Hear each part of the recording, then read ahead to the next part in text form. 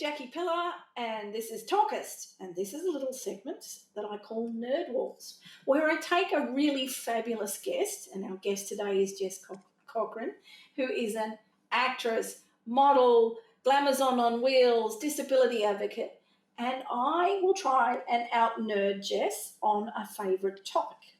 Now today, Jess actually was in true new neurodivergent fashion. Jess went and surveyed her friends about what she talks about the most. And we came up with Animal Crossing New Horizon. I didn't even know what Animal Crossing was. I thought it was an advert for wildlife rescue.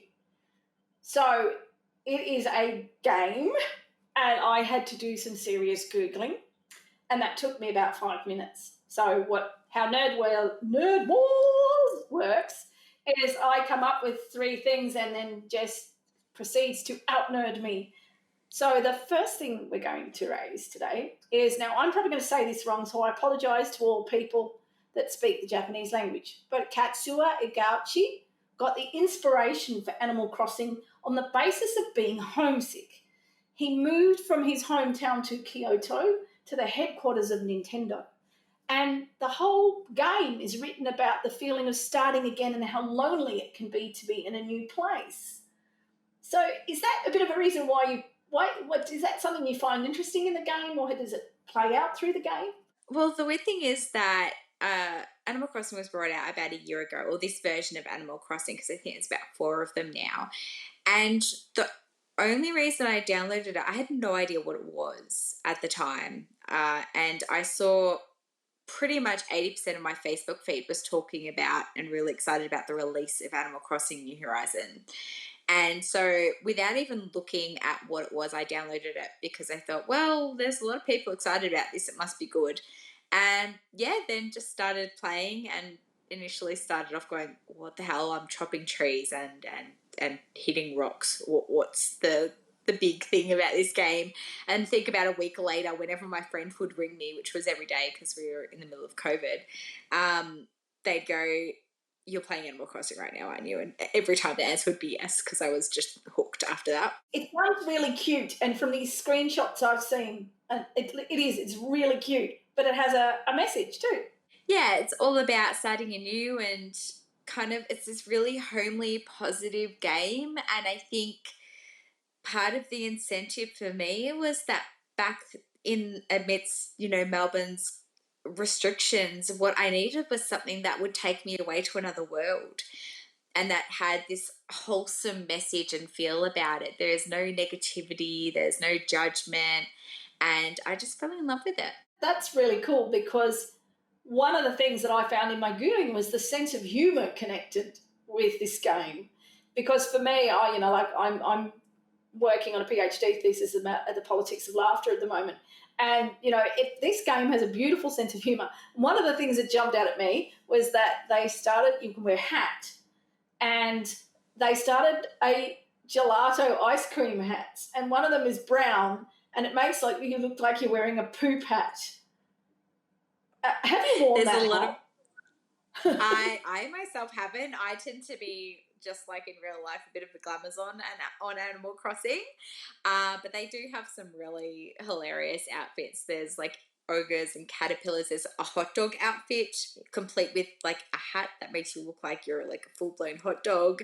Frogs, sushi. I've got friends who have squid islanders, because they come in all different, there's all different animals that you can have on your island, and they have given a sushi outfit to their squid islander, and they just wander around wearing it, which I think is just very... I don't know how to interpret that. I'm not sure whether that's hilarious or kind of mean. There's even this nose drip thing that makes you look like you've kind of not blown your nose for those days when you're just feeling a little sniffly. So yeah, it's pretty awesome. And the other one, that you can choose to wear a brown paper bag over your head. You're having a bad hair day, which just made me laugh, because it's got the holes cut out of it and everything, and it was okay, it's definitely got a sense of humour. Maybe this does attract more neurodiverse people, this game, because we do like to wear costumes and play dress-ups a fair bit, don't we, Jess? Definitely. And the fact that you can actually also create custom designs and design your own outfits and stuff is also really amazing. You come across these incredibly intricate, amazing designs that people have created and shared. And it's just amazing to be able to see other people's art and creations on there and share them around your island so that, you know, it kind of gets out there. Definitely think I probably need to download this game, although it might take me away from actual life too much. I would recommend waiting until you're done with your PhD, because I was getting nothing done last year at all. So the final thing that I think is pretty awesome about Animal Crossing New Horizons, and it makes me want to go Animal Crossing New Horizons or something like that. That's really terrible. Sorry. Pardon my bad, Gilbert O'Sullivan. Is it has gender neutral character options. Wow. Yes. Yeah, it's brilliant. And so even you can change your gender throughout the game. You know, you're not kind of stuck with what you choose at the start.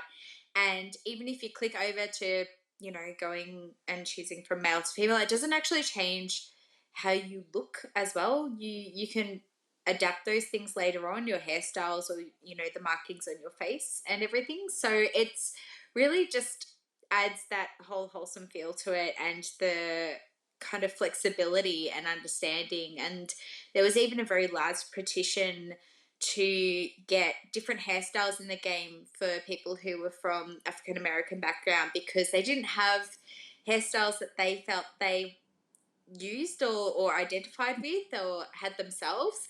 And after that petition, in the next update, Animal Crossing did it. And so now there's all these amazing hairstyles that they can, you know, select for their characters as well. So they do actually listen to the feedback from their consumers, which is something that you don't come across an awful lot. Yeah, that's amazing. Like, particularly around these issues that we call intersectional and intersectional curation. I think games have actually been well ahead of this in terms of, we look at game construction in the arts. I think games have been well ahead of this in many respects. The other thing I really loved was that there's actually a wheelchair that you can buy in the game. And even though you can't wheel yourself around your island or anything, it just felt like I was seen.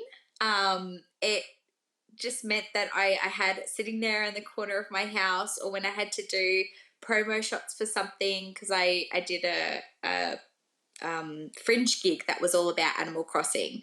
So my shots for that were me sitting in the wheelchair in front of my house on the island. So it was really amazing to go into the shop one day and see that there was a wheelchair there. So all of those people out there who use wheelchairs were really excited about that option as well.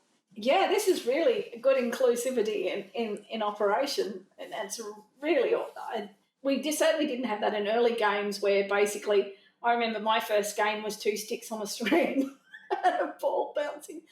And I could definitely see, as a neurodiverse person, why you would download Animal Crossing, and probably why I shouldn't, because I will be up at 3 a.m. wearing a poop hat and recreating gender politics for a game.